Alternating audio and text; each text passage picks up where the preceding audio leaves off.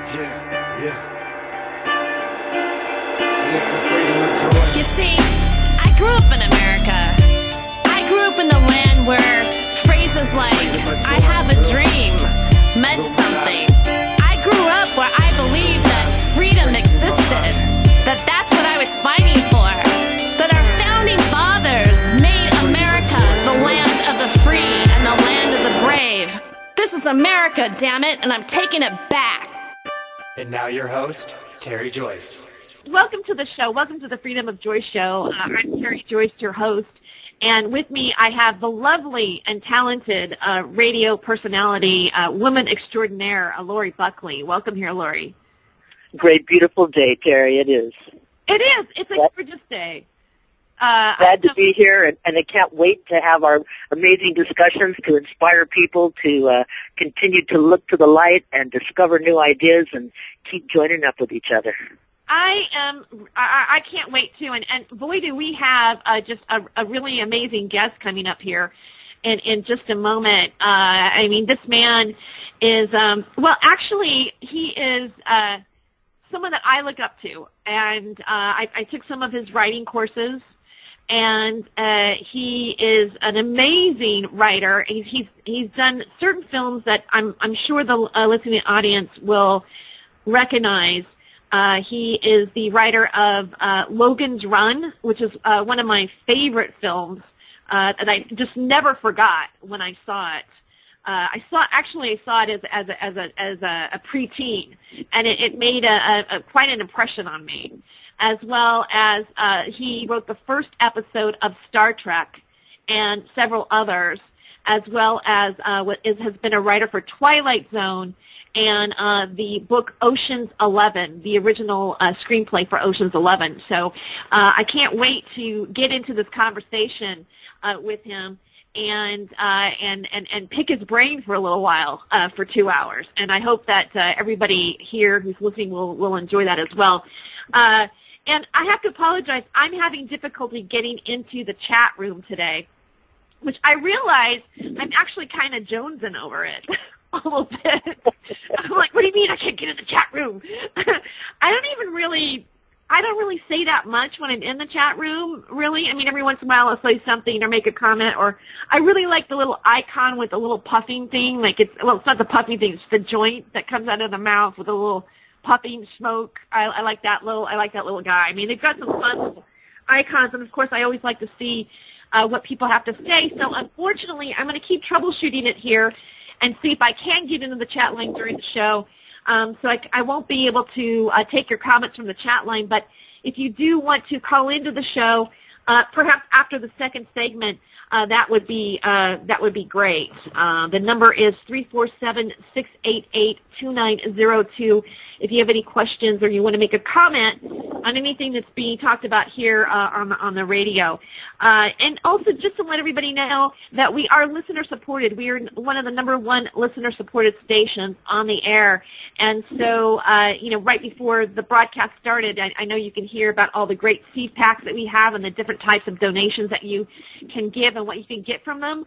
Or, and any donation is never too small. So please do keep us going and keep us here on the air. And you can do that at our website at freedomslips.com. And so thank you very much. And also, if you're a YouTuber out there, like hearing this later on, please do check us out and be part of us. Come join the chat line.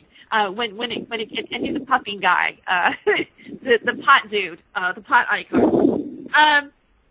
Pot icon, that's interesting. It's an interesting term. She was a pot icon. You know what, Lori? I picked up a part-time job. It's only going to be, until like July 3rd. And it's a campaign to legalize marijuana for recreational use here in Portland, Oregon. How exciting. I think that's fabulous. It is exciting. The initiative is written by the same guys who did Colorado and Washington State. But it's definitely interesting to watch people's reactions when because we yell out or we say things to grab attention, and so the line is like, help fund our schools by legalizing marijuana, and it's gotten a laugh. quite a few times. I'm like, wow, I must be really good at getting laughs when I don't even intend to. Well, it's a different way in, isn't it? Right? People are like, what? But nevertheless, it's a solver of a situation. It can aid so many things, free so many people up, and bring more joy and freedom to something that is long overdue. And if it helps the schools, if it helps the elderly, if it helps the veterans, if it helps the community, it's because it's the truth. Yeah, well, I do feel that it helps the community, but you would be surprised of still the negativity that you get. No way, I would never do that. And people they don't even care. Like they don't care if they're rude, which is always surprising to me. Do you realize how insulting you are? And they just, Congratulations, you're the first insulting person I've talked to in 5 minutes. I mean, but when you're healing, because the world is living through these terrible negations that we're told about marijuana, about hemp, and we've been blinded by lies. And so there's a healing process. It's like offering someone who's been in the desert for years a glass of water. They got to drink it slowly, and they're going to awaken as they learn that they've been lied to about many things, but especially this issue. Yeah, well, there's some people, it seems like even though they've been lied to about it, they're never going to be able to see past the lie.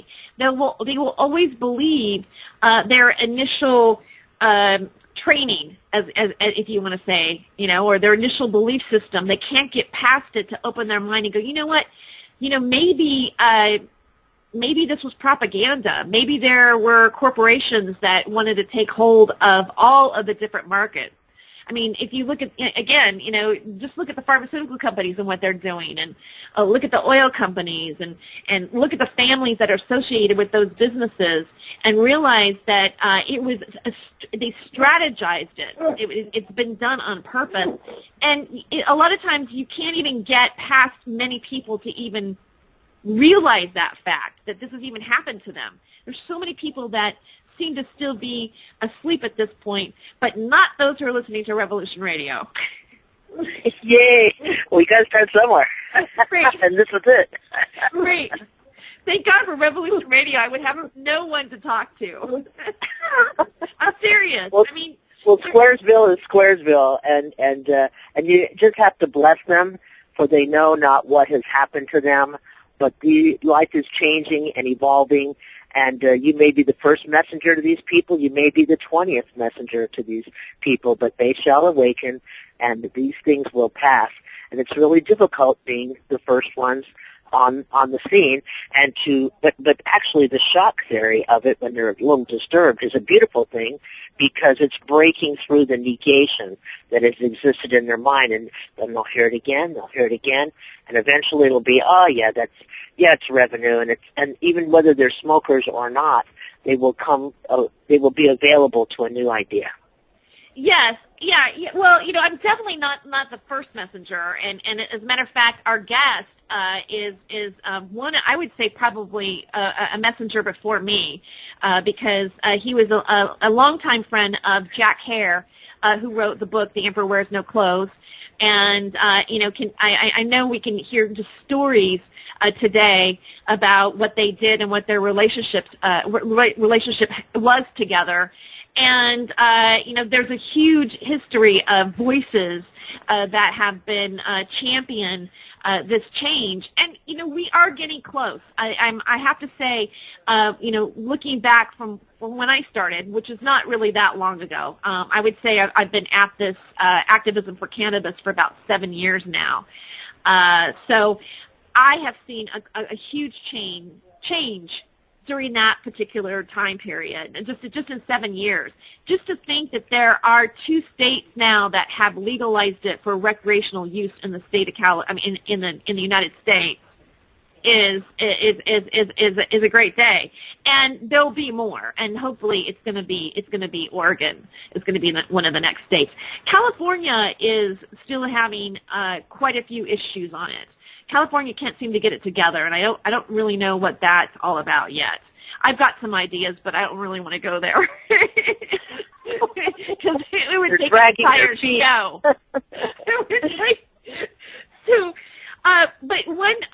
I've done a lot of, I've done canvassing, I've done signature gathering. One of the most controversial canvassing jobs that I did was in the state of California, we legalized gay marriage, and then the Mormon church put a bunch of money together with their money that doesn't get taxed and spent it on getting, to have it overturned on the ballot. So everybody went to the polls, and for a while, gay marriage was taken away in California. And during that time, I was doing some fundraising for an organization that was working toward getting it back. And it was interesting to see, when you scream out, legalize gay marriage, and people would just go, you're going to go to hell. And, as they go, you're going to go to hell for that. I mean, and then they would just say it so pompous. They'd be coming out of Trader Joe's with their groceries and turn around and go, you're going to go to hell for that. And I go, yeah, well, I'm probably going to go to hell, but it's not going to be for that, trust me. Well, it's like, yeah, we'll see you there, pal. Right. So now we'll have a cocktail together. Well, isn't it so strange? But it's they did overstep their bounds, the Mormon Church, and because I had a really great friend of mine, Christopher, who's gone now. His health wasn't that good, but there's so many gay folks in the Mormon religion, and they just squared up and attempted to overstep their boundaries, and they got a little lesson there. And because boy, the gay tribe knows how to motivate, and they're for their freedom. They've been fighting since day one. And as we're learning more about DNA and realizing there's this glorious feminine, masculine side going on in each and every one of us, that it's a glorious thing to be able to see in this time, in this day and age, the awakening of things that have been held against us, which had no business being there. And we're sending the message back home, free at last, baby. Yes, free at last.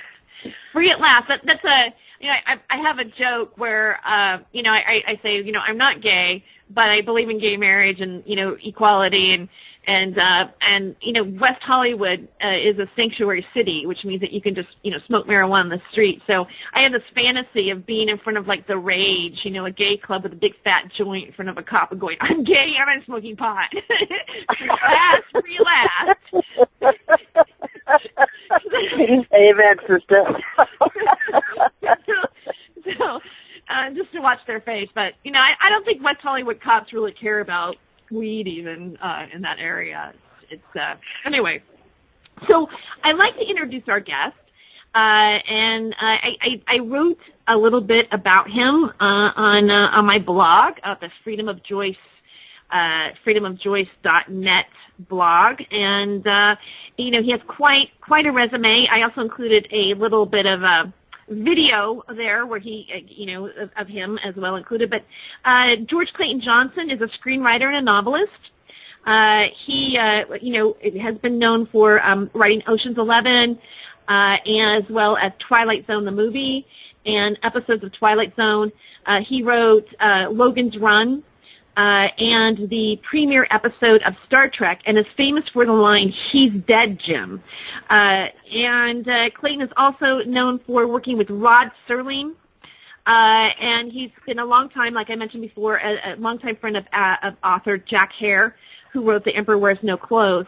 And just a little side note, upon deciding that he wanted to become a writer, Johnson joined a circle of California writers that included William F. Nolan, Charles Beaumont, Richard Matheson, and Ray Bradbury.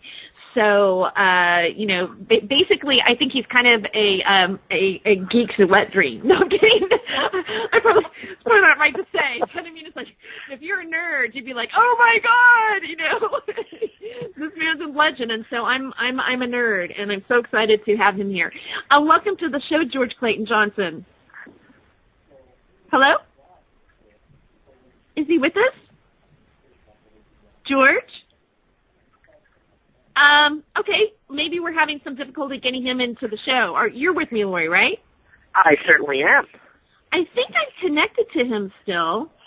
Maybe he's still getting coffee. I know. I said we were going to start at the top of the 11 o'clock hour, and that he would be getting. I said, hey, we're going to start, but you can go ahead and have coffee. Let me see. I don't think we hung up. It looks like we're still connected. George? George, are you there? For some reason, the George of the Jungle. George of the Jungle. I heard him in the background. I heard a little background talk there. Yeah, I mean, maybe he just got a little bit, maybe he'll come back in a moment. I'll just keep checking in on him. Well, you know what? I'm going to keep going until we get our guest here in a moment. Hopefully we can bring him in. Gosh, that's kind of odd. George? You know, yeah? in the days of Lord Buckley, when he was happening, and definitely an avid marijuana smoker. He was born in 1906, but he really picked up on the action in the 20s and the 30s as he saw pot go, to change to where it went from legal to illegal. And we never gave it a name. It just happened in our house. We never said it, never called it anything. It was just beautiful. And it's amazing how interesting it has become that now it's become a beautiful issue. My dad he was a hipster, and he would be so pleased to see the world beginning to come around. Definitely. It is great. And you know what? I know that George has a lot of things that he wants to say. He has a lot of wisdom in him. I'm just going to see if I can hit him up again. George? Does it sound like there's somebody behind there? Or does it sound like that you can hear noise? Yeah, I can hear something in the background. Can you hear it? Lori? Not anymore. Huh. I'm gonna hang up here and see if I can recall him in a moment.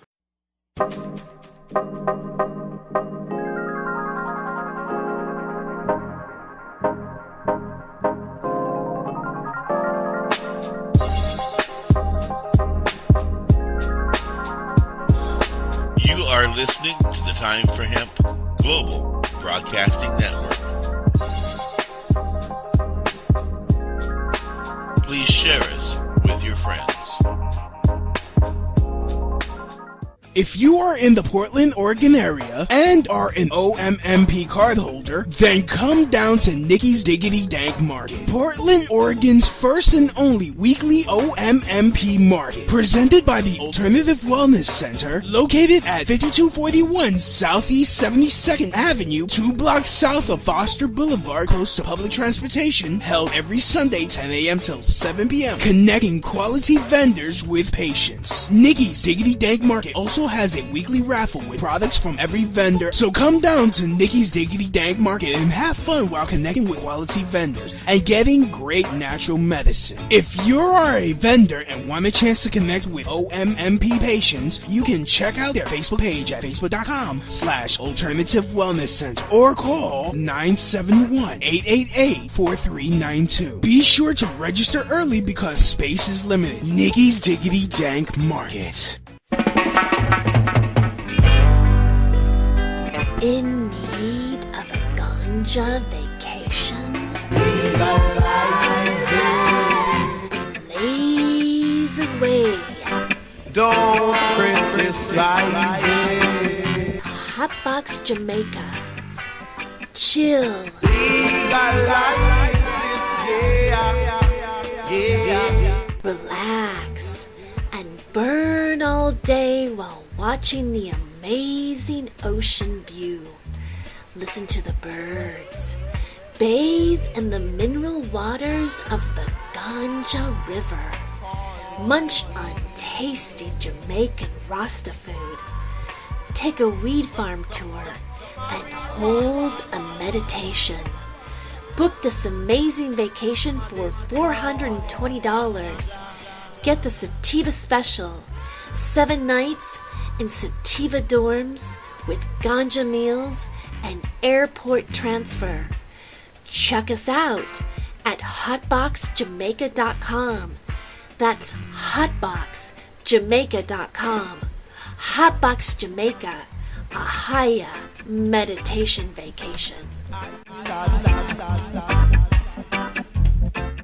Indigrow is your source for affordable induction grow lighting. First discovered in 1891 by Nikola Tesla, Indigrow lights deliver 11 years of electronic sunlight to your plants. Indigrow lamps require less than half the power of traditional HID lamps. Converting to Indigrow lights means you'll cut down on your power bill with less lighting. Indigrow lamps also use 5 times less mercury than traditional fluorescent or HID lamps, making Indigrow not only energy efficient but environmentally friendly as well. No more switching out lamps between vegetative and flowering stages. As nature intended, your lights get a steady dose of UV light. That makes your plants grow healthier and stronger. Indigrow products are manufactured in San Diego, California, and come with a written 10-year warranty. What Tesla knew, then growers know now, is that Indigrow lighting is the cost-effective addition to your victory garden. To learn more or order now, go to inda-grow.com. That's INDA-GRO.com, or call 877-452-2244 to answer any of your questions. These guys really know lights. Indigrow really is your sunlight in a box. Free? Did you say free? Free hemp? Free hemp? Free hemp video and audio? Free downloads of all the top artists, all the pot artists on planet Earth. Interviews with all the people making the movement, making the hemp movement. It's time for hemp. That's right, world. It's time for hemp. That's right, world. It's time for hemp. Well, you know what? Here's something that's on my mind while I'm trying to call him. Have you seen those? I don't know if you've seen those. I don't, and I'm wondering if anybody in the chat lines, a chat line that I can't see, has actually heard of this. But Michelle Obama. Have you seen those things about Michelle Obama possibly being a man? Have you seen it? No, but it sounds like propaganda. It might. I mean, but there's some people that actually really believe that she's a man. Okay, now I'm trying to call him again as I'm talking about Michelle. Nope, not happening. All right. It says it's busy, so now he's still connected. He's still got the phone off the hook because he. Darn it! Oh, he's so wonderful. Let's just hope we'll get him back here. He's bound to go to the phone and realize that he's off, and and he will join us because he's just amazing, absolutely amazing. Yes, he is absolutely amazing. He definitely is. And I'm going to give it here just a few more seconds.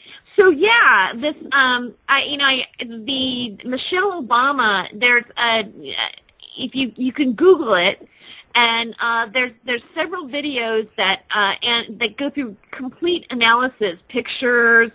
It goes into like her hands, like apparently. According to, I don't know if it's scientific proof or not, but a woman's hand, the ring finger is shorter supposedly than your index finger, and then on a man, the ring finger is like larger than the index finger, and that's apparently I don't know how true that is, and again, I haven't thoroughly researched it on it because I'm thinking, wow, it's that simple. Like between the two sexes is like the ring finger is what determines, besides. And they're worried about healthy lunches. I mean, but that's the beauty. We're discovering how intermingled the male and female DNA is. And but she's so dynamic. I wouldn't care what she is. She's so outspoken and so for our young people, and she's had to take so much heat over school lunches, which you think, people are fighting for their fat food, which I understand, but we're learning that fat is not where it's at, and we should do more for ourselves and for our families to eat better so that we can live a better quality life.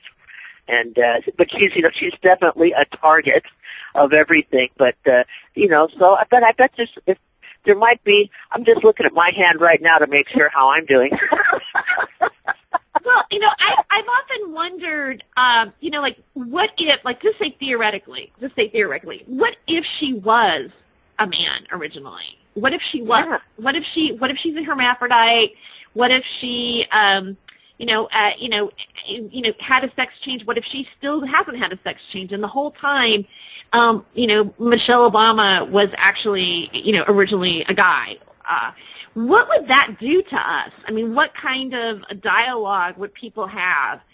Would it be something where it would cause us to become aware and more compassionate about transgender people, or would it be something that just completely would be vilified? I mean, as a group, as a collective, where are we in our ability to accept? I actually had the pleasure of meeting a hermaphrodite, and it was quite fascinating. He said he's one of the few that actually had children. His sperm was active, and he did have a daughter. And he said he didn't understand why once a month he would be breaking out in blemishes and stuff on his skin, and he was carrying both sets of organs. And so they told him, because his body had been so used to having hormones, that he was going to have to make a commitment over to the female energy, because I'm trying him again, and it's ringing. Okay, good. and so he actually managed to manifest. Oh, there he is. There we go. I'm sorry. Hi, George. You're with us. Yes, I am. Oh, wonderful. We lost you there for a minute, and then I hung up, and then it was busy, and then but you're on the air, and so welcome to the Freedom of Joyce show on Revolution Radio. Well, thank you. I'm delighted to be here. Yes, we're delighted to have you. And we were just in the beginning of the show. We were talking about how marijuana is. There's an initiative being circulated. Matter of fact, there's 3 different initiatives being circulated right now to legalize it for recreational use. Of course, I'm circulating the petition that's the best. Well, of course. But now you have been a longtime advocate of legalization, and we're friends with Jack Hare, because Lori was mentioning that when you're the messenger, maybe you're the 20th messenger or the first messenger, and I go, well, some of the first messengers for cannabis was Jack Hare, and you were just a longtime close friend of his, and yeah. Yes, I really was. Jack was a really remarkable man, quite well educated, as you might well suspect, and totally devoted to freeing the marijuana plant from all of the, legal problems it was having, because he saw it in the most positive terms. First, he wrote a white paper, kind of a newspaper, that we circulated around Portland, Oregon, where NORML was meeting. So a bunch of us elders are hanging out together, talking about the organization and how we're going to find new ways to rethink this business of legalizing marijuana. Anyway, I one day got to be real good friends with Captain Ed Adair, who ran the Heads and Eyes head shop in Van Nuys. And the local authorities got unhappy with the title of the store and made him change it to the H&H shop. But anyway, at the H&H shop, Heads and Eyes, I would meet with Captain Ed, and one day Jack Hare showed up. I knew the two of them were very good friends, and we looked at each other warily and began to test each other's knowledge about him. And I was really taken away with how much Jack knew. He later on wrote The Emperor Wears No Clothes to sort of demonstrate a lot of what we have been talking about. But so it's always been clear to me that this criminalization of marijuana has just really been incredibly stupid, considering the history of the times, the knowledge that people had about the usefulness of this plant, the hemp plant. It has fibers running up and down that strengthen it, and these fibers become hemp string, and hemp string is woven into some of the hardest and finest ropes and or threads, in the world.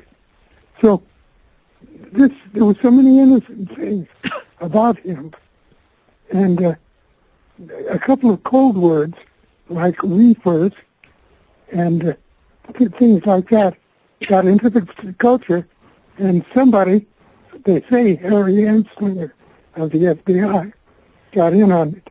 And Hoover and all of his people suddenly had a new cause, and the cause was to make criminal this recreational drug, which, to my way of thinking, hardly classifies as a drug, although it's wonderful that it is, because it's medicinal.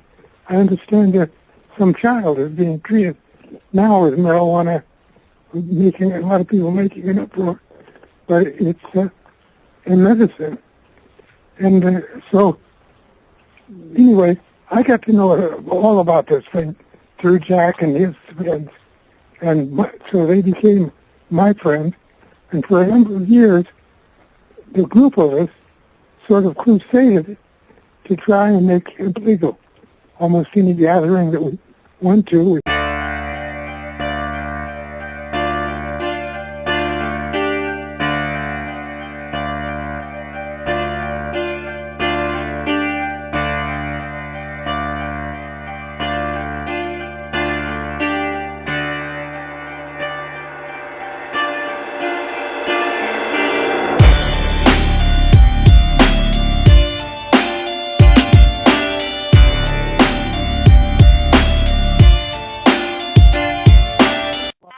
Freedom of Joyce show, and I'm here today with George Clayton Johnson and Lori Buckley.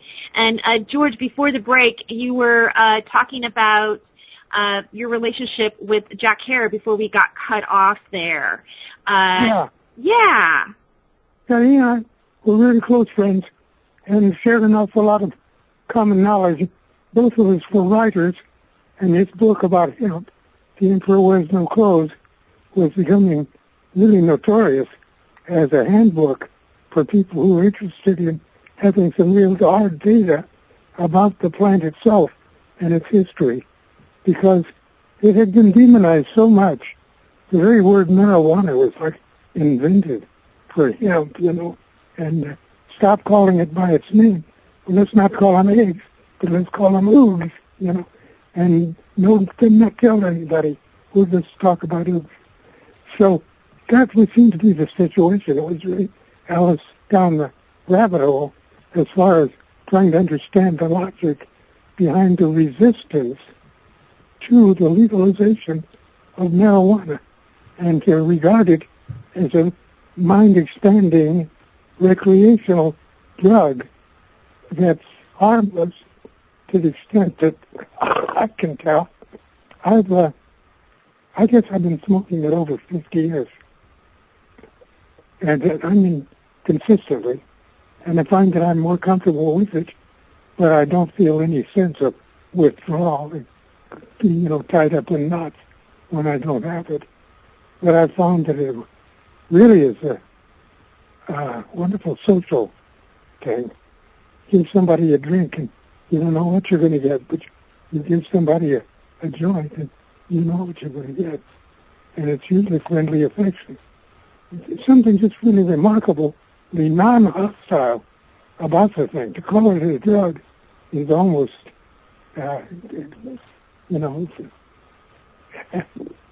So anyway, I joined with Jack and Captain Eddie there, and we went to all manner of places, including Portland, Oregon, where we attended a session of Normal to try and find out ways to jumpstart them into taking a greater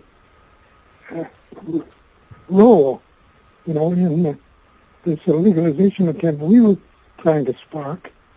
And so we created a little bit of furor. I remember ending one diatribe with a statement, I'm going to prove that I know what's going on.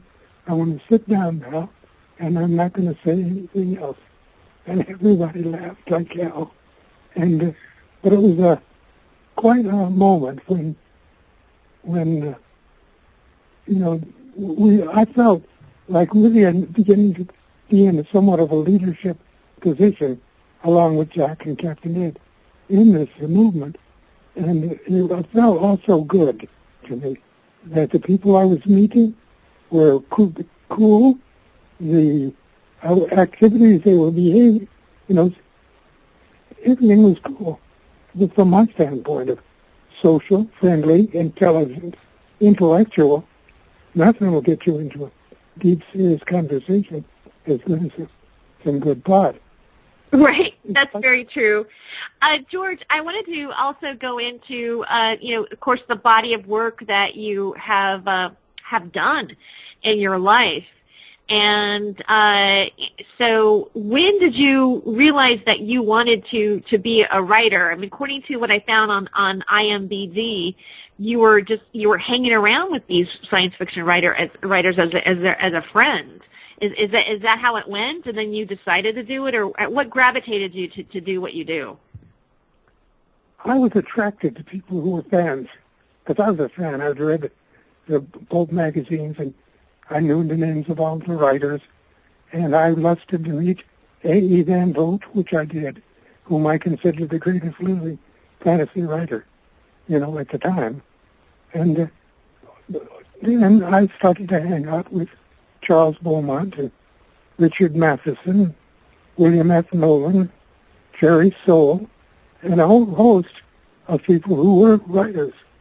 And they had written books. Jerry had written The Haploids, which is a real ancient classic of science fiction. So, anyway, that was why I started hanging around with the literary crowd that I met, because I knew of them, and we shared the same heroes. If I named a writer, I could get any one of them to do 5 minutes on that writer. So for me it was really great reinforcement that I wasn't alone, to meet these fellows and realize that they were fairly passionate about trying to make a living without having a job the same way I was, and remarkably open. I am so astonished continually by William F. Nolan's grasp of the world, his memory, his files, his history, his ambitions, this man's spirit. Everything about the guy glows.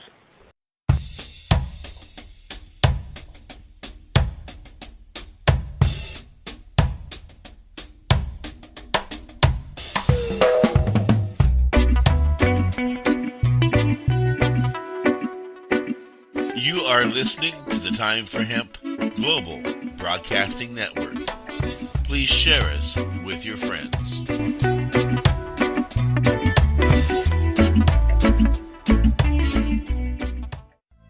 THCF Medical Clinics are the premier physicians clinic in the United States. THCF has offices all across the United States from Hawaii to Michigan. THCF Medical Clinics has helped approximately 150,000 patients obtain their medical marijuana permits to legally possess, grow, and use medical marijuana. If you have chronic pain, multiple sclerosis, or any other neurological degenerative disease, or if you have any gastrointestinal disorders such as GERD, irritable bowel syndrome, or if you have AIDS, cancer, spastic disorders, seizure disorders, or glaucoma, call us at 1-800-723-0188 or visit us online at hemp.org.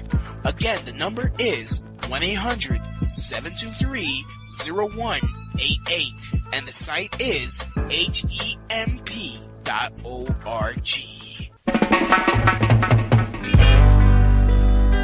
In need of a ganja vacation? Blaze away.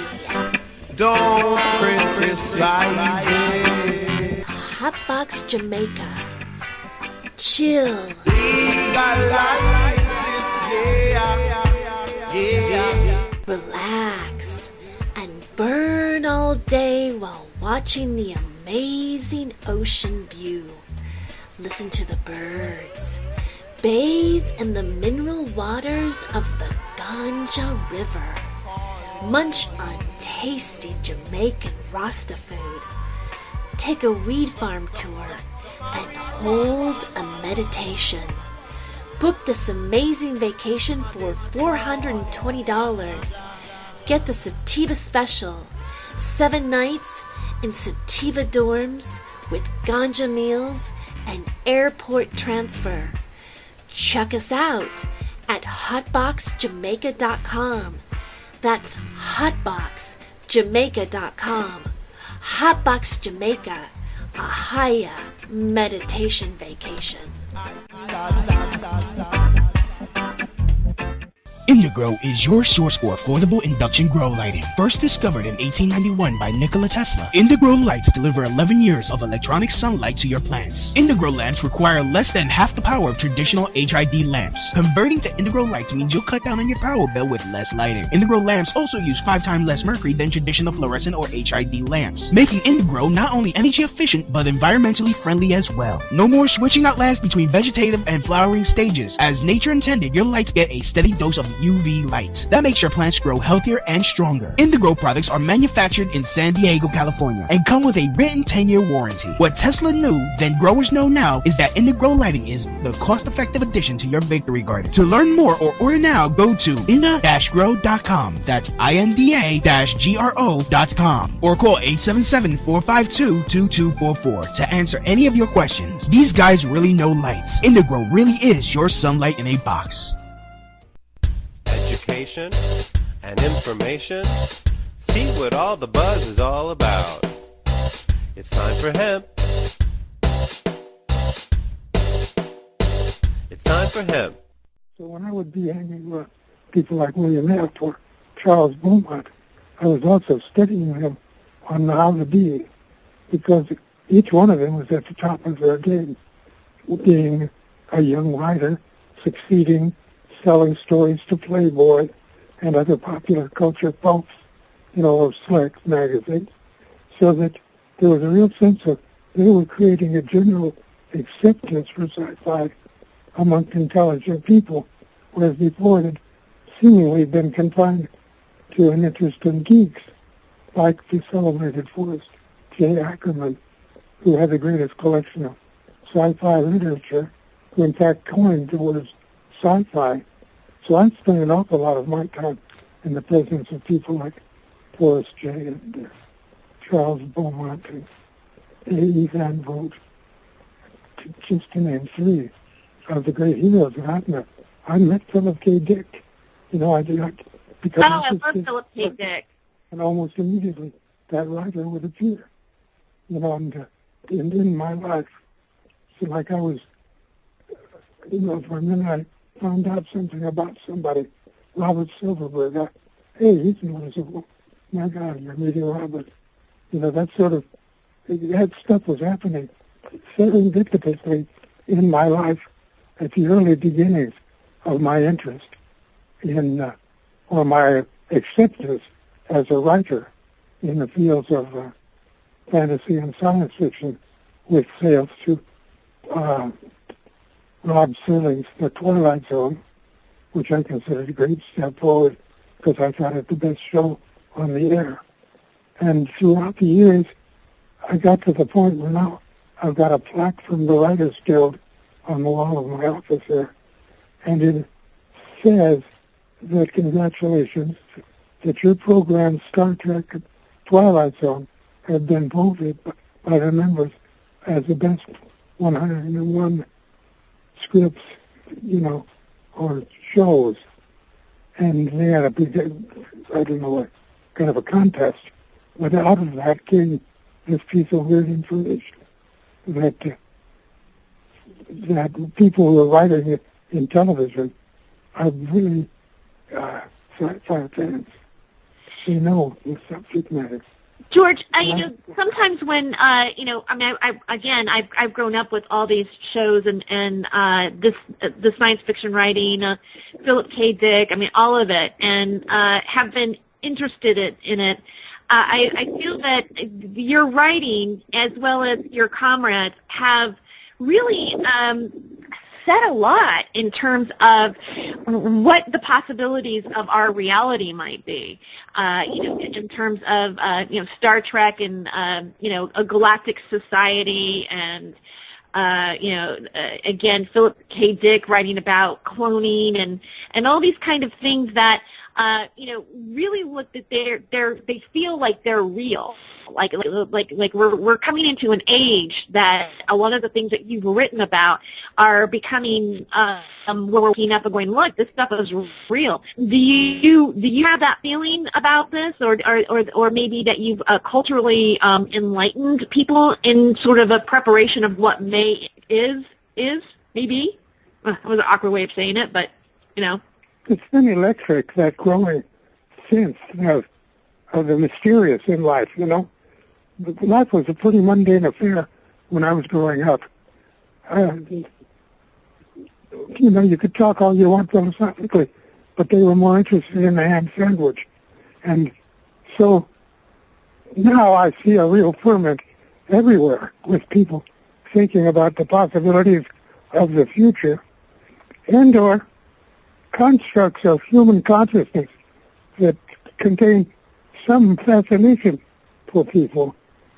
And most of it is mystery and magic and the unlimited potential realities it could be.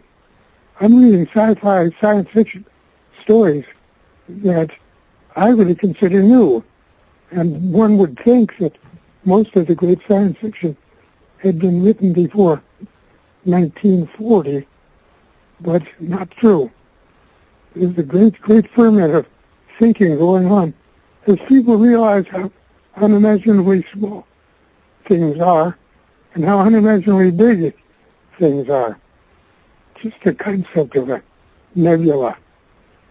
God, that's a frightening thing. We see it as a huge thing, but we're also at it from a distance, able to look at it as a shape. So, anyway, I try to ramble on about my easily excited imagination as I look at the material we've got to work with in the universe at large. There's going to be some really, really rapid changes in things in general. People, for example, I think, are getting tired of killing cows. That's such a gross business.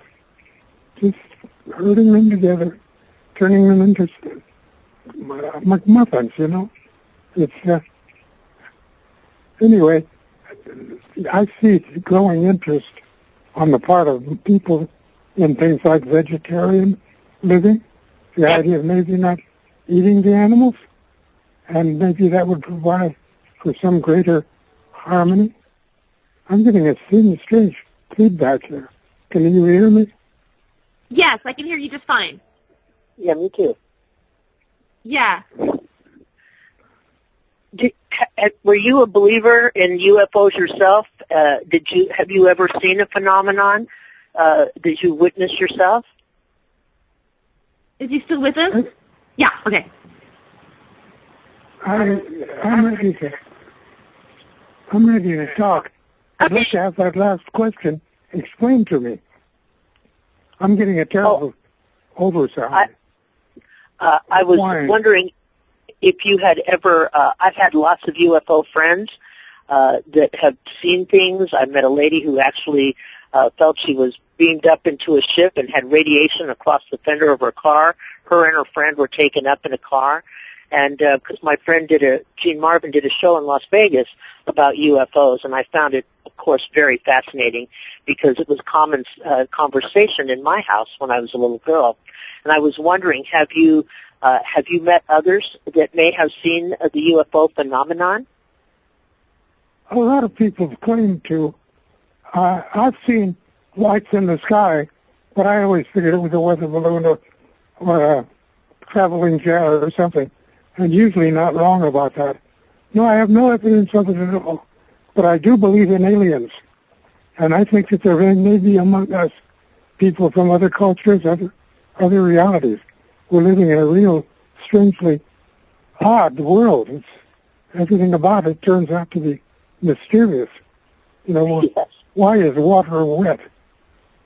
You take these two dry chemicals, you know, hydrogen and oxygen, and you put them together, and they're wet. Where does that come from? That's just, they have explanations, but nothing holds any water for me.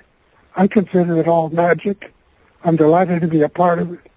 A lot of the magic is just thought, because if you come up with a new idea, you won't be surprised to find everybody doing it before very long, even though you don't particularly broadcast it. Because I've watched concepts and ideas, convictions that I see growing inside of me, growing inside of plenty of other people too. It's always a shock to me to find out how many, in quotes, family members I have, you know, in odd places. When you mention family members, are you referring to people that are somewhat tapped into the same sort of? Yeah, I'm not talking about blood there. Yeah. I'm talking about more an emotional sense that we share a kind of a brotherhood or a sisterhood of concern about the same things, so that we form a kind of a family of thought. And that particular family of thought, you find it among a lot of people. You know, I'll give you an idea how weird it is. Nudism, just being naked. What a taboo that was when I was a boy. Now, to see people of the opposite sex without their clothes on isn't utterly remarkable. You know, and so things change. And with it comes everybody's perception of what's happening. Most of us are living in a fantasy land. The world isn't at all like we think it is. The people in charge are not the people you want to have in charge. The decisions are being made without data. The world is in that chaos, and yet it keeps tumbling along. And it'd be really wonderful to watch it when it becomes coherent, when people share the same ideas about things. A lot of it, you see it in the family. You see, some families are very dysfunctional. They're more like hostile enemies to each other rather than the words you might think of when you hear the word family. But we're still at the beginning of the 21st century here. You know, we got a long way to go. I'm surprised how harmonious things are on the street when I just go out of my house and walk to the market, and I'm thinking, these people have every reason to be hostile toward each other, you know, but they're not. There's a harmony here, a peace that passes day by day on my street, which is a kind of a miracle because it's not enforced, and, you know, there's no hostile policeman walking the streets. But, God, what harmony.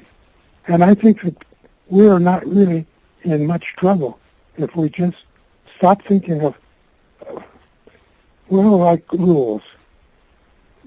It's like, it would be good if you kept it right on the street because it would felicitate movement of traffic. But it's not a law. You're not going to go to jail because you walk the other way. I don't know, I'm rambling, but I'm trying to make, you know, we have a remarkable amount of liberty and freedom, mainly because there's so many of us. It's very hard for enforcement of whatever form of enforcement we elect. It just has no real grasp over what's going on. And so I think the result of the peace, the reasons behind the peace is, well, I wax too philosophical. My thoughts outrunning. I think you're too philosophical at all. I feel that what you're saying is remarkable, and the words have fallen on my ears well, and it's good to hear that your perception of what you think is in the world. I agree with you. I feel that there are people in power that are just should not be in power, and it's very obvious that something is not right. And there are a lot of people that still don't seem to see that yet. or they haven't really awoken to it at this point in time. But there are those of us who do see it, and yet you're still saying that people amongst themselves are harmonious, that we as a collective we're together, and when you walk down the street, most people are wanting to live peaceful lives and smile at their neighbor and not have any craziness going on. And so it's nice to hear that you, of all, are living in a harmonious reality. And then it makes you wonder if it's because of you and that's what your surrounding is. And for somebody else who maybe isn't in that same space would be living a different reality. I'm certain that's true. It's what you perceive, it's what you think is going on. Because that's the large question of what really is going on here. There are a lot of question marks right in my mind that makes me think of, almost like comic books, drama. Because, I thought you expressed it very well as you were talking about this general pacifism that seems to be out there, a sense of people respecting each other's ideas and space. And yet, I see this guy being tolerated because he used a racial slur, So words, sticks and stones, but words will never hurt me. And people only reveal their ignorance or their prejudices or their limitations by their choice of what they think is humorous. But the idea of rules and laws about it, it's so monkey see, monkey do, so reflexive. And there's no thought going on in the vox populi out there. They are all just stimulus response and very easily swayed and sold by slick talk and the decisive actions. And it takes them a while to get shook up enough to wake up. And then they're formidable. They can become the great pacifier. They hold society together. They push it along and make it go forward. See how that invention was money. We all have to do things for money because that's tied to food, to eating, to having a place that's warm to sleep in. All that stuff is all linked together with money. And then we have to sell our freedom, our liberty, the only thing we have in life, which is our time. We have to give up our time in order to get food for the table. And all of that is so pernicious, but built in.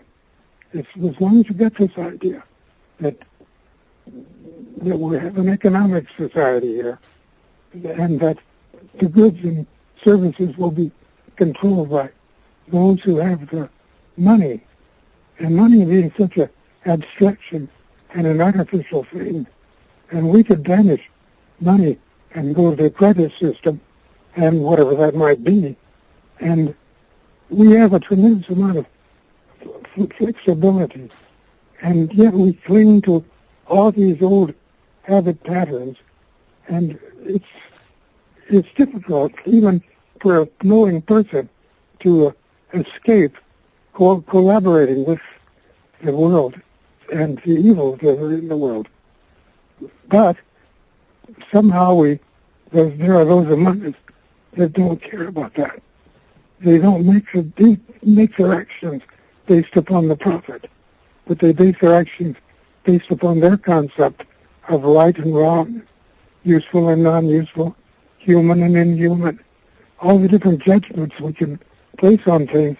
And those persons who follow their heart, I think, are truly living their lives more than those who are driven by money. But it's very difficult to get away from being driven by money because we run a capitalist, they call it, system. And as long as there's capitalism, there is profit and loss. There's those that call the shots, and those that jump to do as they're bid. And all of this because it's all tied to food and drink, which is life itself.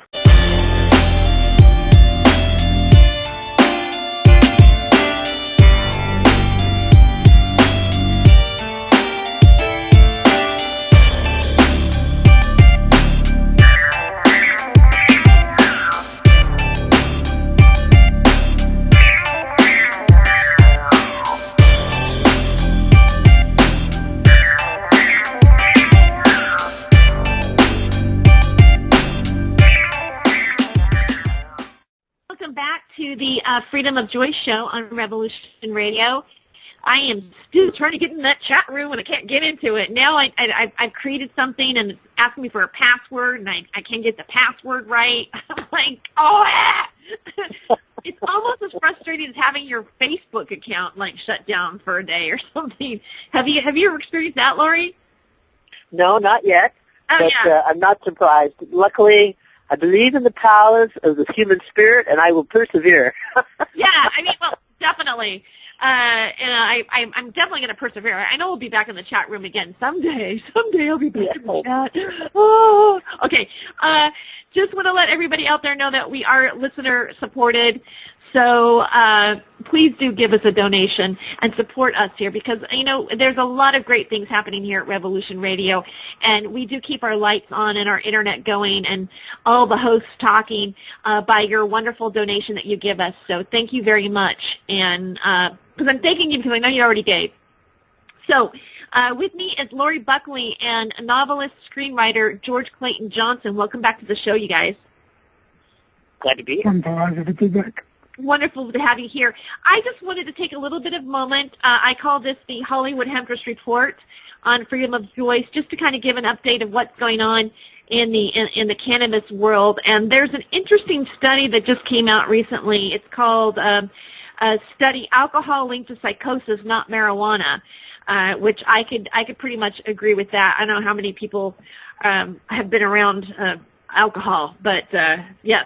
So anyways, yes, this is a study because a lot of times in the past, people have always thought that one of the things is if you smoke marijuana and you are subjected, if you're schizophrenic or it would be heightened by it or maybe it would trigger it, but apparently that's not necessarily the case. And it says that new research has surfaced that suggests previous studies had it all wrong. It's actually alcohol that increases the chance of developing psychosis, not marijuana. Researchers from the University of Calgary in Canada recently published these 3 findings in the mental health journal Schizophrenia Research, which outlines a 4-year journey into the long-term effects of commonly used substances, alcohol, tobacco, and marijuana, in an attempt to assess the human risk factors associated with the development of psychosis. In the study, which encompassed a group of 170 participants profiled as having an elevated risk for psychosis. Researchers found that marijuana did not contribute to the crazy, so to speak, while alcohol may in fact have been a socially acceptable culprit all along. Research reveals that low use of alcohol, but neither cannabis use or tobacco use is at baseline, contribute to the prediction of psychosis in the clinical high-risk sample, said the study author, Dr. Jean Addington, Ph.D. Previous studies have indicated for some time that contrary to the American government's biased science, marijuana consumption does not lead to the increased risk of schizophrenia in otherwise healthy individuals. In fact, a recent editorial in the Journal of Psychiatry and Neuroscience, Dr. Matthew Hill says that while THC, the psychoactive compound in marijuana, can invoke temporary symptoms of psychosis like paranoia, these side effects do not linger and are not relative to actual mental disorder. Within the Western world, cannabis use went from essentially non-existent in the 1950s to extremely prevalent in the 1960s and 1970s. Despite this dramatic shift in cannabis use at a societal level, the prevalence of schizophrenia has largely remained stable. Inheritable genetics are still believed to be the primary source of schizophrenia, responsible for 80% of the cases. So I thought that article was interesting because I'd heard, that's one of the negative things that you do hear about marijuana use is that it can induce a schizophrenic episode. Yeah, I think that's true. My own feeling is I tend to go along with my own, reality experience and all of that. I can think of a positive, or let's say a negative, smoking in general, is those hot gases mess up the cilia, little growths on your throat, and helps, clear the passage to the lungs. Uh-huh. And that can get messed up with that hot gas. very quickly, you know. And so that's a negative. And so I think people should be warned. There are other negatives. I think here's a positive that I've experienced. I'm a thinker and a planner, and I think of something to do, or I think of some new thing that might work. And it's a wonderful thought, and I develop it, and I think about it, but I don't write it down. I don't do it. I know how to do it. I tell myself, hell, if you just did this, George, you know, then you could do this and this and this. And I try to persuade myself. Then I smoke some pot. I get loaded. I stop vacillating. I reach for a pencil or a typewriter or a brush, and I go right to work, and I'll do it for hours and hours and hours. And it's like an ignition switch has been thrown from, I think it's a good idea, to I'll do it. And the sense of, well, it's a hell of a lot of work, to I can knock that off in an afternoon. You know, the kind of thinking. I've noticed that with myself. So I treasure pot because it is a good impeller toward action. It's one thing to think something through and understand it, but it's another thing to act on it. And marijuana is very useful in that regard. So there's a lot of good things and a lot of bad things you could say about any thing, and I guess it could become addictive, but usually you think of withdrawal as some kind of a situation, and I've never experienced any withdrawal, although I've gone through periods when I couldn't acquire any pot for some reason. You know, and so my general thought is, through my own experience, I haven't found any negative associated with it. I think it in many ways brightens your spirituality. It makes you more aware of the ethereal rather than the mundane and the practical. It's a wonderful situation, I think. I know it's helped me in my creative life, or in my work life, or in my social life. I've met a lot of really, really splendid people over our shared interests in good marijuana. You know, I think there's a lot of people out there growing it and making a great profit from it.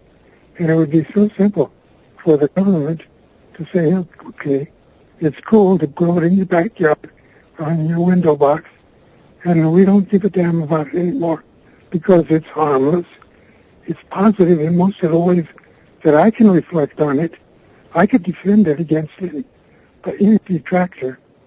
You know, I've grown it. I understand it, and I've sympathized and participated with others, and I've found them to be very high caliber people, like Captain Ed and Jack Adair. Jack Adair and Ed Adair. They were two really upright, strong-minded, creative, logical, and traditional. You could talk to Jack Adair about the ancient Jews and the Torah and all that sort of stuff with great clarity. He understood all of that material. He was a historian, among other things. He had quite a library of historical writings, and I consider myself very well read. But I ran across a couple of books at Jack's house that I hadn't heard of. He was a scholar, for one thing. He was really an intelligent fellow, and he was strong-minded. Once he was determined, he would have the ability to act. Let's put that on paper to encourage others to participate and help out. And I've watched sessions where 3 or 4 different people were helping Jack to edit The Emperor Wears No Clothes. Jack took the credit for writing all of it, but in many cases, he just compiled a bunch of writings that he orchestrated in the minds of others who were of like mind. A great persuasive power. And so before long, it was by Jack Adair, and a compilation of scraps of writing other people had done. I approve of that. I don't consider it reprehensible. that's how things do get done. I agree with you. I like to write too. I find it inspires. It takes me to another level. It opens up my mind and my consciousness, and to think in creative beauty. And it's a marvelous thing to be able to express yourself and journey through a higher elevation of the what's up, I call it. And I find it always connects me closer to things, because it's definitely, I don't know if you're hip, George, to a guy named Lord Buckley, but that was my dad, and he was totally believed in the beauty of marijuana. He had suffered through alcoholism, which was very difficult, but he managed to, navigate through it, and he believed so much in the power of love and the power of people. And I think that that's what marijuana does, is reminds you that the beauty of life is out there and thriving and swinging and grooving, and that we are all so beautifully connected if we can understand it and not be afraid, but to dig it and enjoy it and reap the conscious benefits of the transition of love. Because I can tell by the way in which you speak, George, that you love and you love deeply in creativity, in people. The pieces that you've written are all about the realization of humanity and the struggle, as well as a positive outcome for people to recognize it and look for it and be part of it. You have that also. I feel that coming from you. I'm basically a decent guy. My kids like me. I've been married for over 60 years. I own my own home. I don't have no enemies. I don't think there's anybody out there that personally wishes me ill. And I've lived 85 years. And all of that is just it gives me a sense of hey, this has been a good life. I've met powerful, strong, people. I've measured up in my way to their way, and I feel like I've lived a very successful life. My kids, both very intelligent. My wife still loves me with her heart. I think my main job in life is just to keep her happy, to make her happy if I can, but to keep her happy, And if I just do that and I don't accomplish anything else, I will have done a good thing. And that's all reflected in what you're saying about love is really the answer. Jesus had it right. And to love one another. Why? Animosity just taps your energy. I could go on this way, but I totally do believe that there's love in the air. Very little hostility is happening, in terms of Mother Nature. To me, anyway, I look around and I'm living in an idyllic world. It's like it's been manufactured special for me, and there's sunlight in the air. Oh, it's just beautiful to hear. I would like to ask you a question about some of the pieces that you have written, specifically Logan's Run. Is it a metaphor for your view on something in our society? I believe you wrote that book with William F. Nolan, correct? Right. And we have been having meetings about writing sequels to the book. We're trying to find a way to continue the book so that we work it separately. But it's turned out that both of us bring different aspects of thinking about the technological future and how it can be deadening to the spirit, because this is really basically a man running from trying to destroy, if necessary, that future reality, because for him it's bad news. So the idea of life itself and the government taking upon itself the right to say, okay, we'll give you a chance to live 60 years, but at the end of that 60 years, it doesn't matter if you're in the other party. There's a problem with population, and so you'll be killed painlessly. you'll drink a little set tablet. That'll be that. And that's the world that develops. And Bill and I kept thinking about that idea, that a death at a specified age. I once talked with a writer named Edward Hibbs, and he was one of the Hollywood 10. He was one of those writers that was singled out during the McCarthy years. And he lost his employment, and so he did a lot of things under the table for other people. But he lost his ability to brag about his work because his name was deadly in Hollywood for many years.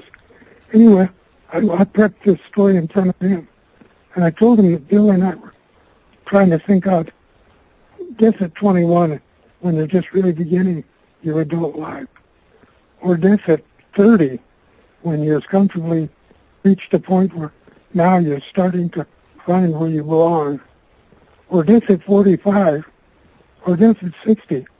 We were trying to think, because it's really a guy who's sentenced to this kind of fate and tries to escape from it, and joins with a girl, and the two of them run. And so it becomes a story of two people trying to get away. Whatever the away is, it's a commonplace form, and we found that we were very easy to talk about it because we could both see it in the abstract shift of its details. So we decided to go to work on it. And because we were good friends and shared a lot of friends together. But basically it was an idea what an offense it would be for the government to determine how long your life should be because of actuarial tables and expert opinion and a goodwill to try to keep yours tumbling along, because it's very easy for us to outbreed our food supply.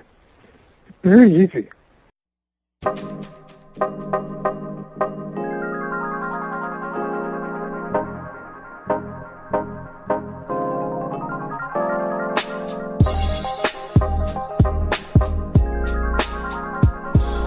You are listening to the Time for Hemp Global Broadcasting Network. Please share us with your friends.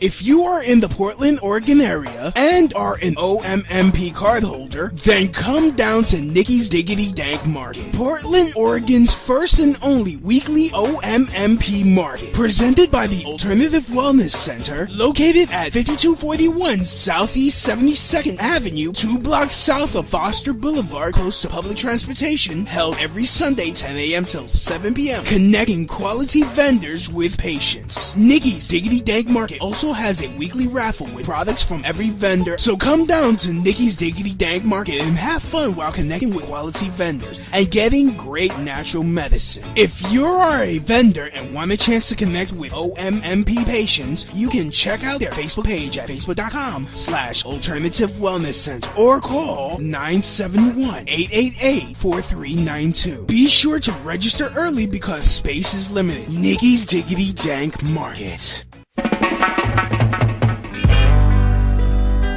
In need of a ganja vacation? Blaze away. Don't criticize it. Hotbox Jamaica. Chill.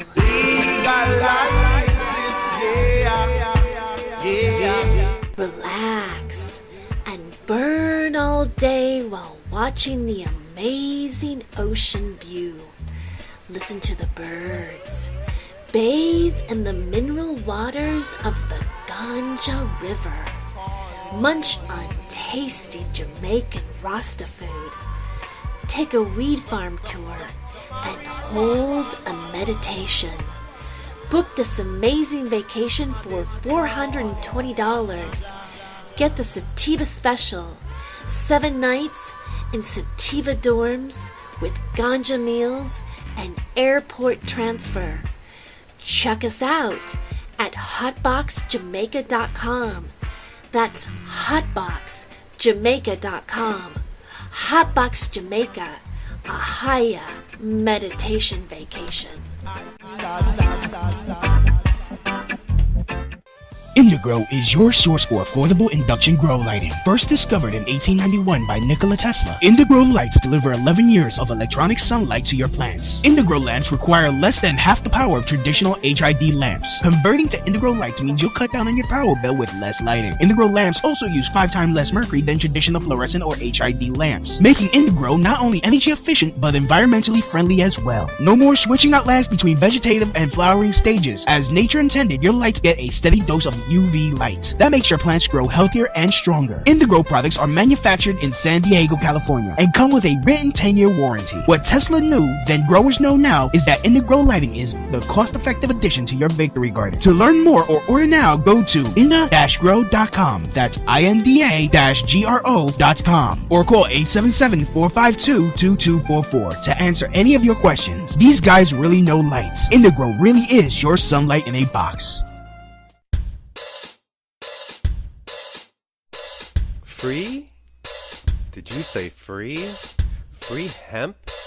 Free hemp? Free hemp video and audio? Free downloads of all the top artists, all the pot artists on planet Earth. Interviews with all the people making the movement, making the hemp movement. It's time for hemp. That's right, world. It's time for hemp. That's right, world. It's time for hemp. I'm thinking of doing a TV series on the back of the Twilight Zone. And the pilot story I've chosen is one of Charles Beaumont's shortest pieces of fiction. And it's about a group of people gathered in a graveyard. And they're reporting to each other. One is up north, one down south. No, there's none there. No, there's none there. No, it's as desolate as can be. And we realize at last that they're a bunch of vampires, and they're talking about humans, and there are no more humans. And apparently, they've out-eaten their food supply. And so now they're in the graveyard, ready to get back in the coffins and wait until man could return to the planet. Because right now they have no reality. Anyway, it's a scary little story. And to do it in maybe 15 minutes on TV with big name people, sort of part of an ambitious project. But we're thinking as a pilot, maybe that would be a good story. It's called A Place of Meeting. Wow, that does sound really interesting. I would love to see it, watch it. I like the premise a lot, and really not too far off reality. It could be happening down the street, except that for one reason or another, the rules have changed. I love fantasy for that very reason, because it's not flimsy. It's got to be made up of solid information, even though it may be talking about frogs. It really may be, talking about lies or something else abstract, and trying to trace that out in the writings of others. I get an awful lot of information between the lines, and I'm hoping that there's an audience for my work, because I think my books and stories contain an awful lot between the lines, because sociologically they're sort of based upon some thought. Yeah, I do feel that there's a place for it, and that you're still in the pulse of everything. You've just got so much creativity in you. It seems like you never stop going. The thoughts and the ideas and the concepts. And have you ever had a moment where you felt you had a writer's block, where the creativity wasn't flowing so wonderful for you? I always have a writer's block. It's easy to talk. It's easy to dream. I love convincing other people. I get a great pleasure out of explaining anything. Give me the problem of explaining it, breaking it down so anybody could understand it, and I'm very good at that. I know what my talents are. But I'm basically a curious person. I've read the giants in literature. I've read just about everything you can think of relates to the field under discussion. I consider myself a thoroughgoing veteran master of fantasy, of a certain brand that I see in some of the very best writers. You know, I guess I'm a fan of Ray Bradbury. I wished at one time that I was him, because I'd read some story of his, I think, Kaleidoscope, and I found myself just completely broken up by the clarity and simplicity and yet the truth in this totally made up, unreal. Anyway, Ray Bradbury. Some writers really have it. One of the writers I think is probably the best action-adventure guy is named Alfred Bester. He wrote The Stars, My Destination, and a number of other fantastic novels. And his energy, his ability to set up velocity or to set up a mood and to maintain that mood for pages is just so artful. To look at his work, it's to gasp in wonder that somebody could understand language that well and use it that effectively. I urge you to read The Stars, My Destination. I think it's probably the best science fiction book out there.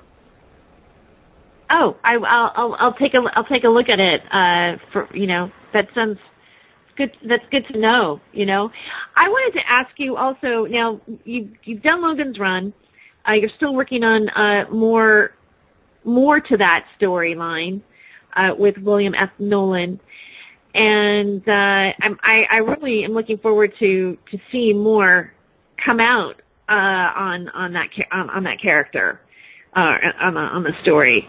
Sometimes I feel that Logan's Run actually really exists today, and I wonder if we are not programmed or designed to expire around 70, so that we don't have to they don't have to keep paying us Social Security. And the reason why I think this is because of all the commercials that you see on television with the pharmaceutical companies and all the things geared towards what to do when you're older and your retirement and all this kind of stuff. It's like I feel like they're mentally programming us to cause us to go ahead and go there, like as if because your mind thinks that your body ages that way, and you go, well, this is the way it is, therefore everything becomes that.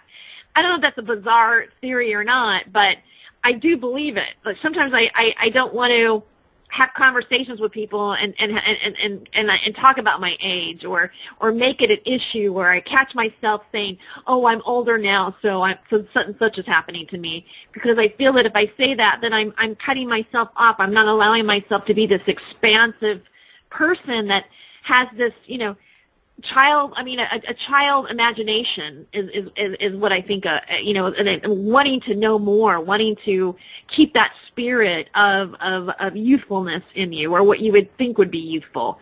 I don't know.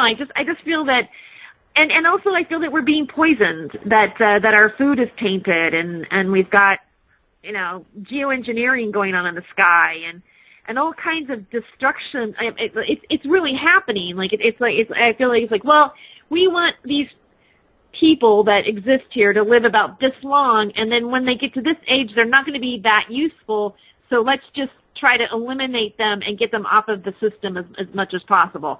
I don't know, do you guys, Lori, do you feel that way, or am I just, this paranoid person? I don't know. Well, I see there's not, I would like to see a little more beauty, a little more uplifting, less terror, and more conscious effort to unite with each other in a loving way, to reach out to those, like we've known forever how to cure ghetto.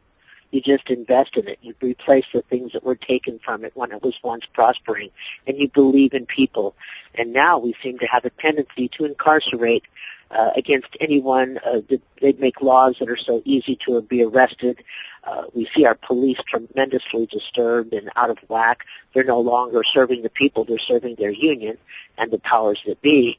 And in these transitions, we have lost part of our understanding of the beauty of people and their situations. And so I'm all for, and I think that's what my parents saw. My parents were very forgiving and very loving and very understanding. And my kids say to me, "Oh, Mom, you're always sticking up for the other guy." And I said, because they are the less fortunate.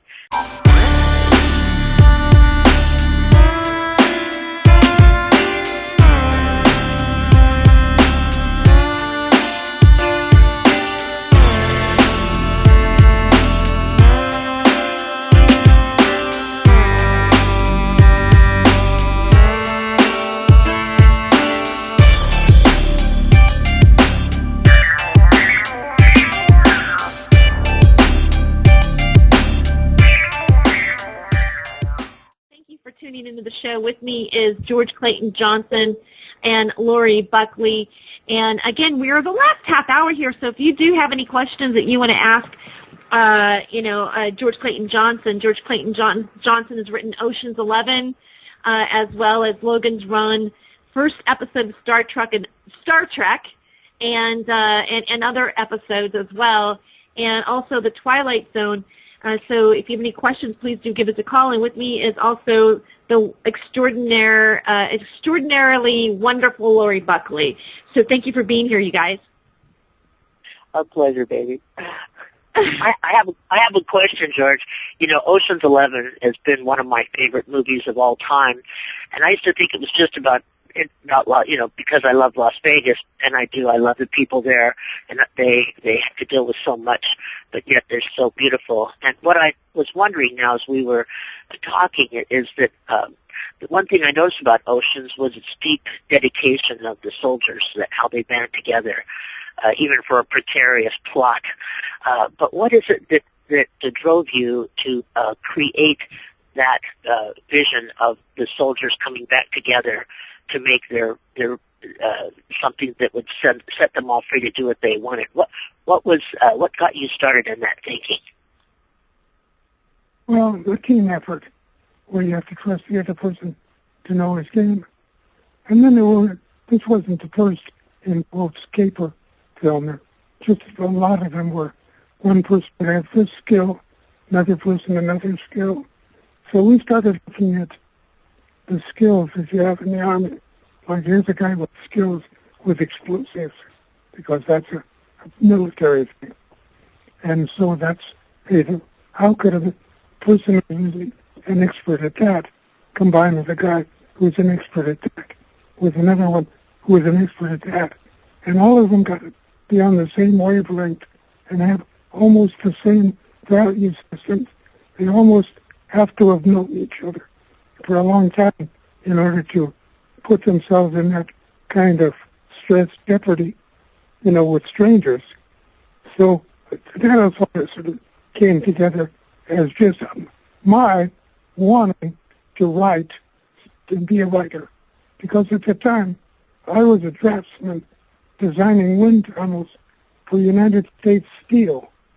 And in fact, I made one of the first comprehensive drawings of what came to be known as the transonic cart, which was a device that you put inside a wind tunnel and put a model of an airplane on it and then rushed winds past it at hundreds of miles an hour to see what winds made it deflate or yaw or pitch or buck or break, and they needed a device for that. And there's the transonic cart. And so, anyway, as a draftsman, design draftsman, and a very practiced cartographer, that was like the beginning of my existence.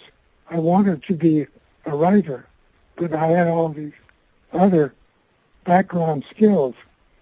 And trying to put all that together with the idea of creating a team that could do it, and a bunch of ex-soldiers.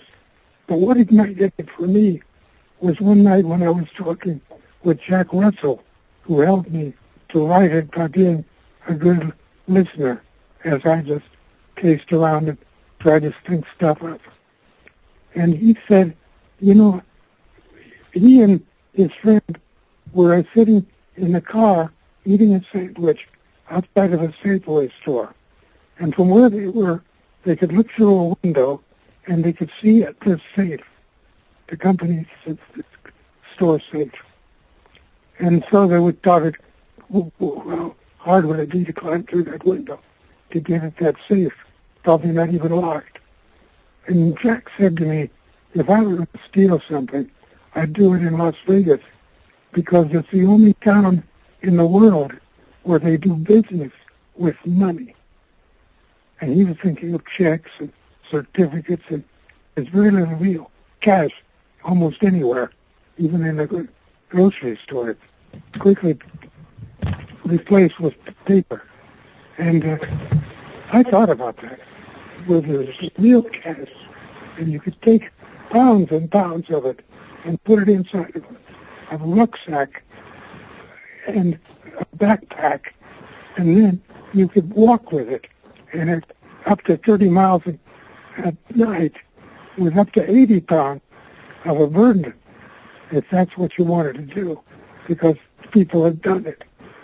And part of what generated this also was a story I had heard. I think I must have heard it from this, but it was about the 82nd Airborne. I think that was it. And it had to do with Anzio and Italy and battles that led up to the Battle of the Bulge.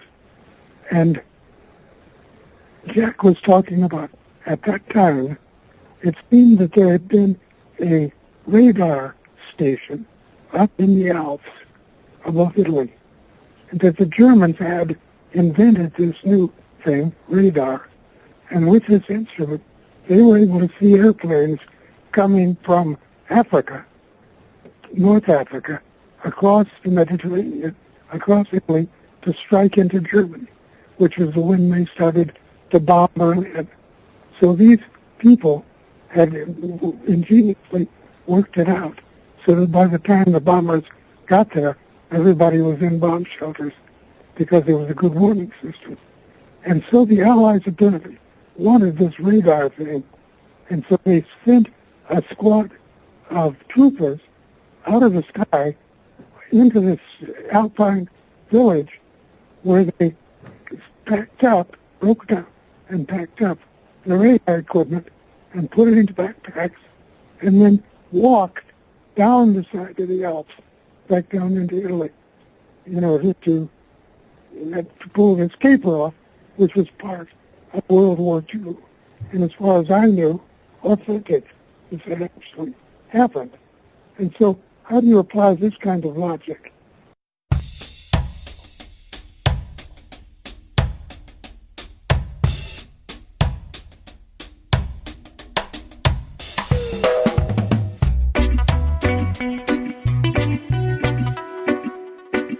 You are listening to the Time for Hemp Global Broadcasting Network. Please share us with your friends.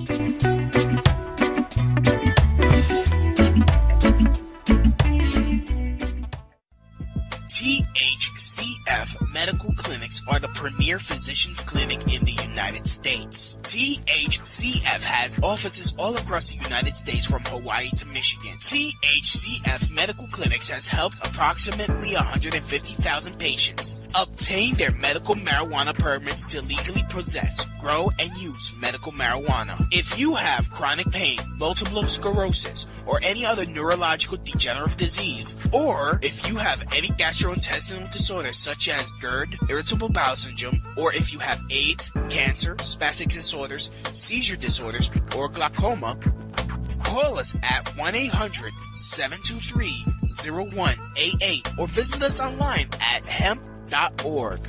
Again, the number is 1-800-723-0188 and the site is hemp.org.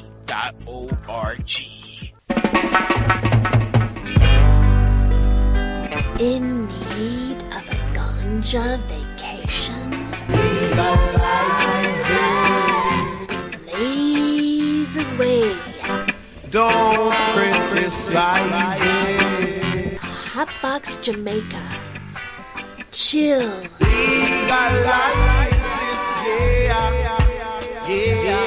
Relax and burn all day while watching the amazing ocean view. Listen to the birds. Bathe in the mineral waters of the Ganja River. Munch on tasty Jamaican Rasta food. Take a weed farm tour and hold a meditation. Book this amazing vacation for $420. Get the Sativa Special. 7 nights in Sativa dorms with ganja meals and airport transfer. Check us out at hotboxjamaica.com. That's hotboxjamaica.com. Hotbox Jamaica, a higher meditation vacation. Indigrow is your source for affordable induction grow lighting. First discovered in 1891 by Nikola Tesla, Indigrow lights deliver 11 years of electronic sunlight to your plants. Indigrow lamps require less than half the power of traditional HID lamps. Converting to Indigrow lights means you'll cut down on your power bill with less lighting. Indigrow lamps also use 5 times less mercury than traditional fluorescent or HID lamps, making Indigrow not only energy efficient but environmentally friendly as well. No more switching out lamps between vegetative and flowering stages. As nature intended, your lights get a steady dose of UV light. That makes your plants grow healthier and stronger. Indigrow products are manufactured in San Diego, California, and come with a written 10-year warranty. What Tesla knew, then growers know now, is that Indigrow lighting is the cost-effective addition to your victory garden. To learn more or order now, go to inda-grow.com. That's INDA-GRO.com, or call 877-452-2244 to answer any of your questions. These guys really know lights. Indigrow really is your sunlight in a box. Education and information. See what all the buzz is all about. It's time for hemp. It's time for hemp. 2 backpacks full of money, real money. You know, $50 bills, $20 bills, $1 bills, packed in it. But it's all in behind the man in the bank. The words fail me here. But this idea, if you could do that, pick up a burden and then walk miles, 30 miles at a clip, you know, before you rest it again, and another 30 miles, and another. And it takes a number of days to walk down with your prize to back to your forces, back to Italy. And now, what about Las Vegas? And what about a bunch of money? And what about the Mexican border, only 300 miles away, and open and clear all the way? No major cities, only one highway crosses this vast region. So it would be a very difficult place for anybody to try to stop you from walking from Las Vegas to Mexico. And we picture it as a real hard-boiled, these guys are all friends, they're tough, these shot people, and now they're determined to pull off a robbery without any weapons. So even if they get caught, it'll be a short sentence. And then they do it in my little scenario as I'm working it out. But a lot of it is based upon distortions of stuff that had already taken place. And much of it was changed from my initial draft to the way through people like Sinatra and others to the screen. Because a lot of stuff gets changed and altered. And what's emotive in one script is not even mentioned in another script. And it depends on the writer. And Ocean's 11 went through 6 rewrites from my original script before it hit the screen. You know, and it had turned into a bunch of guys with their hands in their pockets walking through a very casual robbery. And they're, in its own way, quite remarkably fresh, but in other ways completely opposite of this hard-boiled, grim, painful opposition which these fellows in the story, the original story, undertake. So as you see, that's true of, I guess, all Hollywood, most creativity, is that there's more than one draft.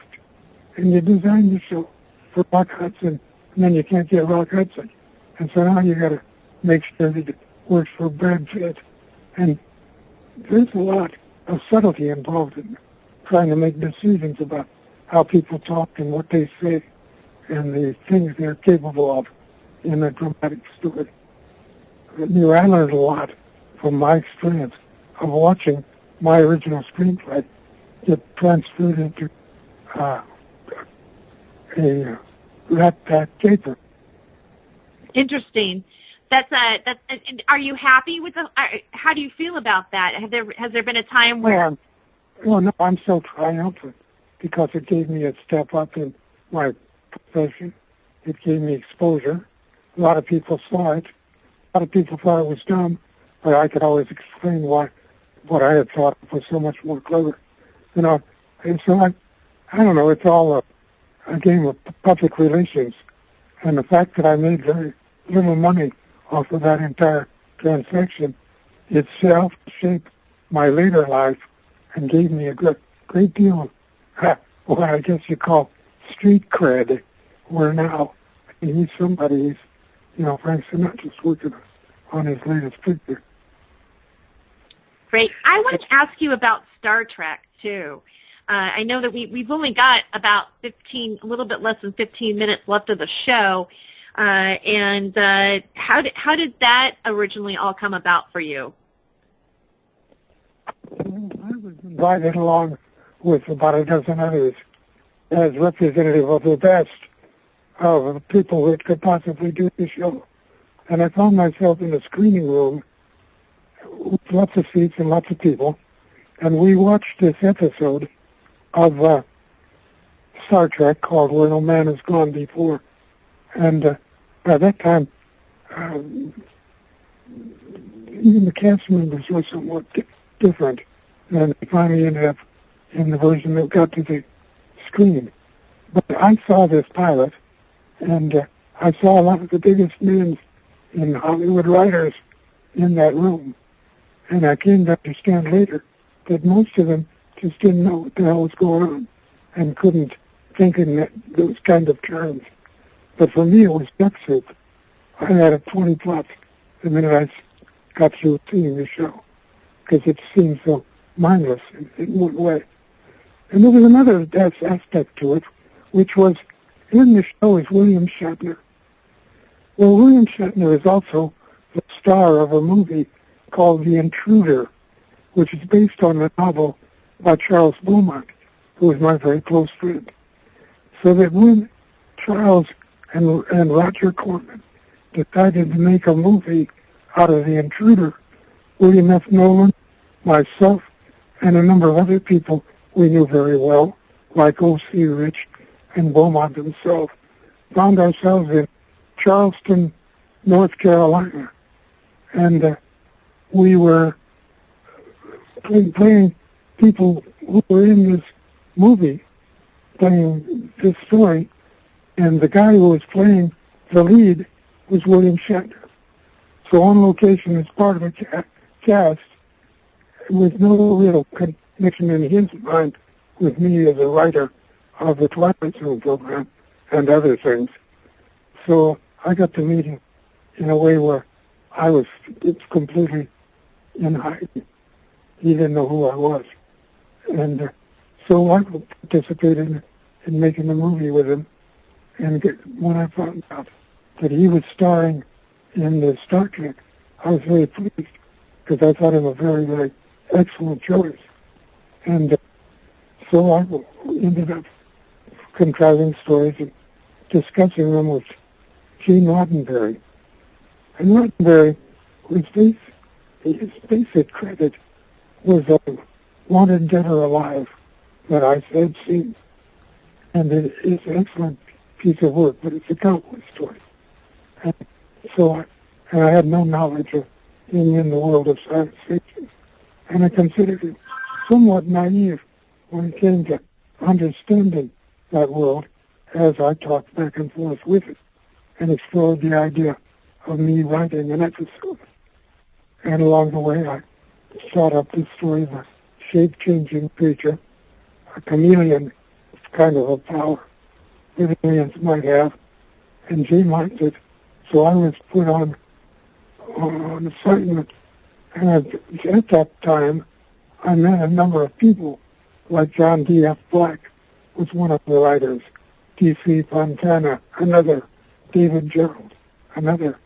And so I met most of the people who were writing for Star Trek. And I was surprised because among that crowd was Richard Matheson and Robert Bloch and any number of well-established science fiction authors. So anyway, there I was, lining up with these people to write an episode of it, which became Man Trap. I discussed it with Gina, told him what I thought the story should be. He agreed with me. I wrote it. He put his stamp of approval on it, and they started to film it.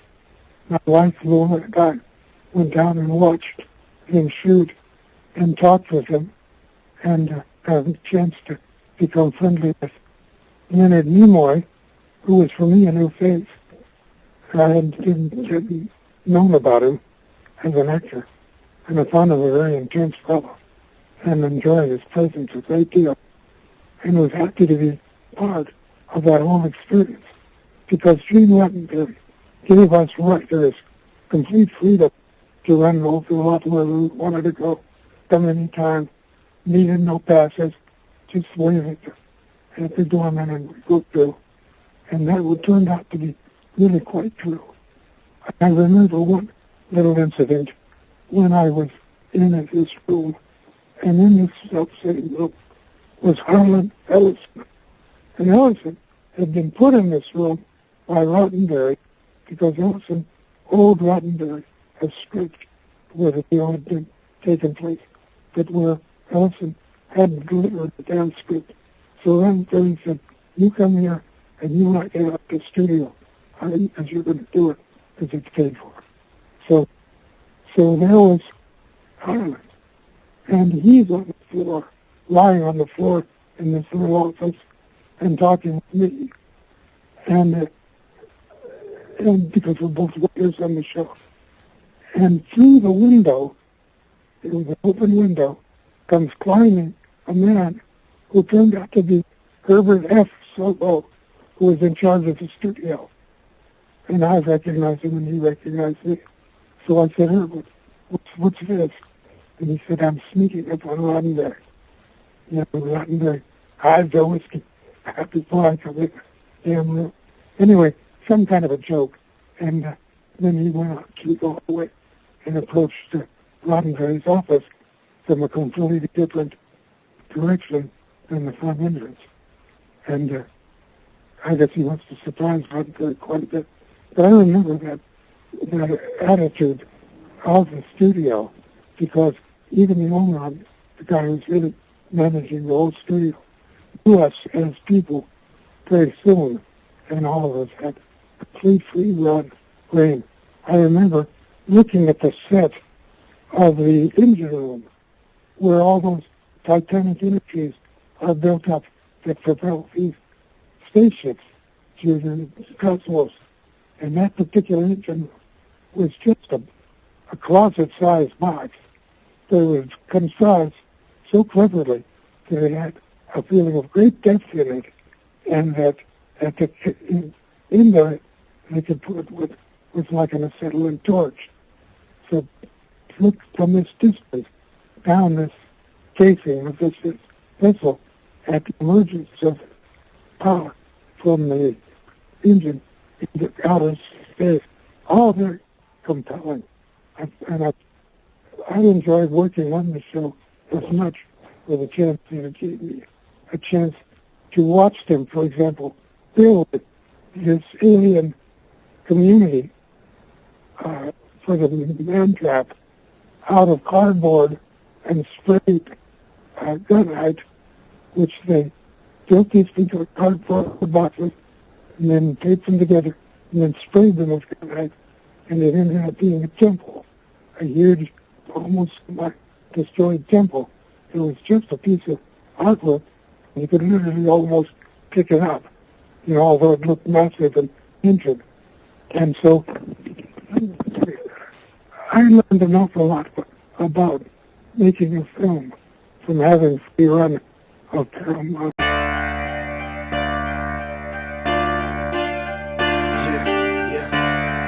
You see, I grew up in America. I grew up in the land where phrases like, I have a dream, meant something.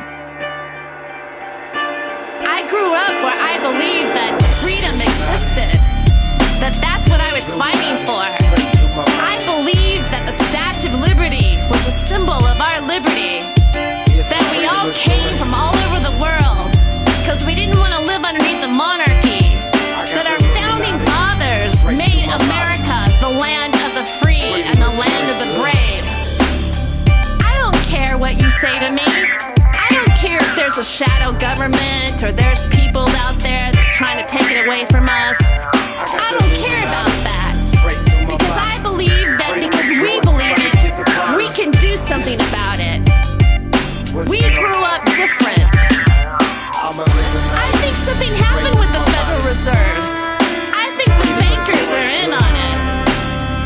And this is what I'm going to give a shout out to my girls out there.